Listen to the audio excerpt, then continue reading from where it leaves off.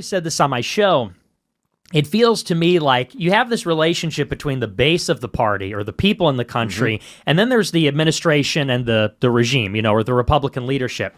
And I always felt like during the election, I was speaking towards the administration with the people behind me, saying, like in 2024, I said, I'm not going to vote for Trump unless he promises explicitly no war with Iran, and we're going to get an immigration moratorium. And I felt like we were taking our own side as the voters, as the base, as the America First Republicans, and saying our vote is conditional. We have this set of demands. And it feels like these other influencers, like you say, like a Benny Johnson, a Steven Crowder, et cetera, they're facing us with their back to the party. Yeah. And everything the administration does, their job is to sell it to us so that we are prepared to go out and vote in the midterms, vote in the next cycle, whatever. And so it does just become like you are a regime apologist. That's actually your job. You don't even necessarily have an ideology. And what's more, I don't even really think you're on our side, because it's sort of like your job is to launder this to us. So, and it was like that with every issue. The Iran one, I mean, that was probably the biggest one, but it was on every single one, like you said. And when you would catch him on one thing, it was, well, what about this? What about that? What about, we talked about the border wall.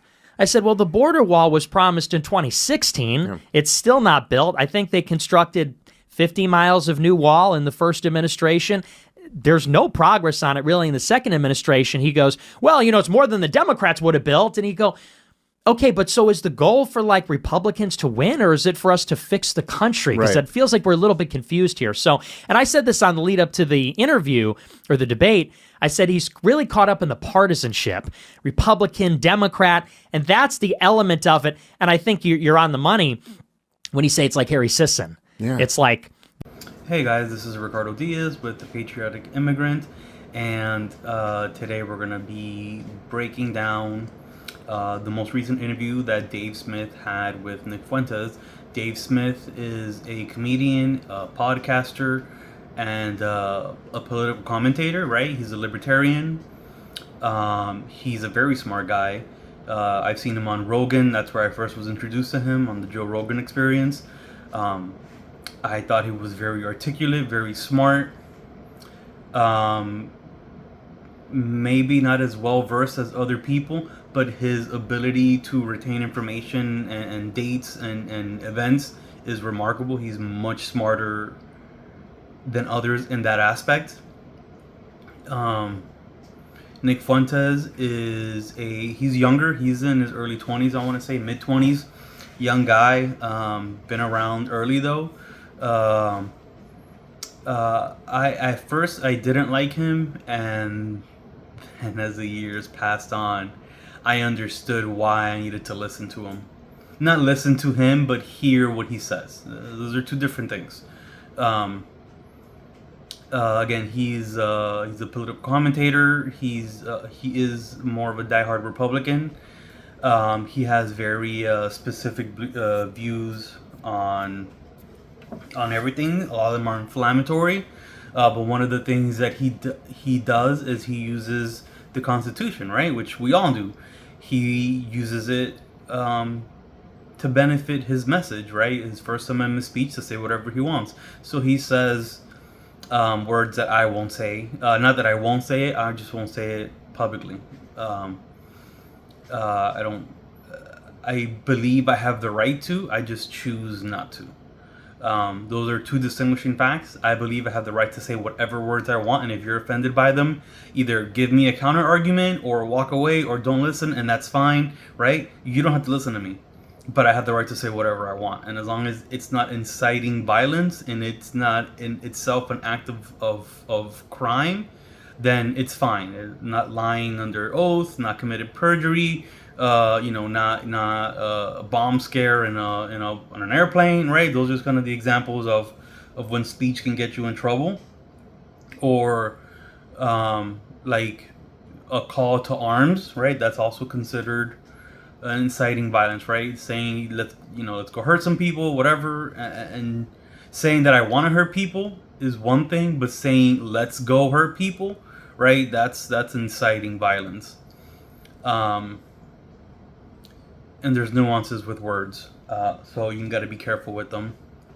right? So that's who they are. Um, these two gentlemen, I if you were to have them sit down together in 2020, 2021, they would be polar opposites as people. In 2026, they have more in common than anyone else. Not than anyone. They have more in common than not in common. Uh, and yeah, so I'm gonna run through some highlights of what their interview was. It's a long form. It's over 3 hours, almost 4 hours, right? So I set up some highlights and I listened to it and I took down some notes. Right. So the core breakdown of the interview: Dave Smith, a prominent libertarian, and Nick Fuentes, a nationalist. I don't like that word nationalist, right? Because it has racial connotation to it, and I believe he's a product of his environment. Um, I believe we all are a product of our environment. Um, I wouldn't call him a nationalist. I would call him a political commentator. Right. So I ran my notes through Gemini, and it spit out a summary. Um, so automatically calling Nick Fuentes a far right nationalist. Oh, Google. Anyway, let's keep going. Right, so they have different core ideologies, but they use these sit downs to find areas of overlap, specifically their shared anti war stance and tense criticism of mainstream political figures. So, okay, so let's go down the list. So, the first thing they discussed was public sentiment on Israel and its shift. Right, so real quick, a massive chunk of the episode is dedicated to discussing the shifting tide on public opinion in American regarding foreign aid and ongoing conflicts in the Middle East. Both Smith and Fuentes approach this from an America First or interventionist perspective. They analyze how mainstream conservative and progressive circles are fracturing over continued multi-billion-dollar foreign spending. Yeah, um, it's hard. Uh, it's hard as an American with $6 gas prices and $8 gallons of milk to see this happening. Um, you know, it's hard on all of us, and I think we're sick of it. I think we're more and more distrustful of our government, and way more distrustful of any politician who supports Israel. Israeli politics have no place in American politics. We are not one nation, united under God. As a matter of fact, we're not even a nation with the same God, right? These are people who don't share our values, our beliefs, and their ideology is for them to eradicate any other religion that isn't theirs, right? That's their doctrine is not about cohabitation, right? They're a religion with a proven track record of hate, discrimination, violence, misdirection, misleading, and for the long time, I'm like, God, you know what?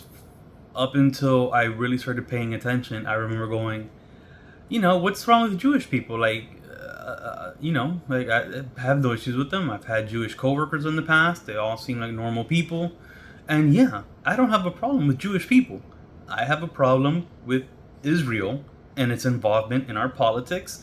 Its continued information from their government to ours, pointing us as their attack dog, right? I went to Iraq and I went to Afghanistan. They did nothing to none of those countries. We invaded Iraq and we invaded Afghanistan on behalf of Israel based on information Israeli gave us. Now, is that to say that Israel was solely at fault? No. Right? Politicians connecting with connections to defense contractors are to blame. just as much as Israel. We need to get rid of all these people. I recall Trump's 2016 saying that I'm a billionaire, I can fund, I'm not in anyone's pocket, and then just 2-3 days ago he just said Miriam Ellison, that Jewish lady, gave his campaign $250 million. So is he funding himself, or did Israel just give you $250 million? Yeah. So, I mean, with Israel, I think a lot of us, I'm seeing it online on different formats, and there is just no trust of Israel or politicians. Look at the Kentucky's congressional race, right? So it's going down. Then they discussed Nick Fuentes' beef with Tucker Carlson. Fuentes goes into detail about his current friction or disagreements with media personality Tucker Carlson. They break down the nuances of the independent right, discussing who is authentically challenging the establishment and where different factions are drawing their ideological lines. I like Tucker Carlson. I think he's charismatic, smart. He's a patriot. I think he's been right on a lot of things, and I think he's been wrong on things as well. And I've seen Tucker Carlson admit